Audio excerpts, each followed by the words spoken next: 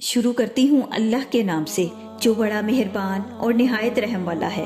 اللہ تعالیٰ نے ابلیس سے پوچھا، تجھے کس چیز نے ان کو سجدہ کرنے سے روک دیا جس کو میں نے اپنے ہاتھوں سے بنایا ہے؟ کیا تو غرور میں آ گیا یا تو تھا ہی بلند مرتبے والا؟ ابلیس نے کہا، میں اس سے بہتر ہوں کیونکہ تو نے مجھے آگ سے پیدا کیا ہے اور اس کو مٹی سے بنایا ہے۔ فرمایا، تو پھر یہاں سے نکل جا، تو مردود ہے اور روز جزا تک تجھ پر میری لعنت ہے۔ ابلیس کہنے لگا، اے میرے پروردگار، مجھے اس دن تک مہلت دے جب مردے دوبارہ اٹھائے جائیں گے۔ فرمایا، جا، تجھے مہلت ہے اس دن تک کی۔ ابلیس نے کہا، تو پھر تیری عزت کی قسم میں ان سب کو گمراہ کروں گا سوائے تیرے ان بندوں کے جو مخلص ہیں۔ فرمایا، ٹھیک بات یہ ہے اور میں ہمیشہ ٹھیک بات ہی کہتا ہوں کہ میں تجھے اور تیرے سب ماننے والوں سے دوزخ کو بھر دوں۔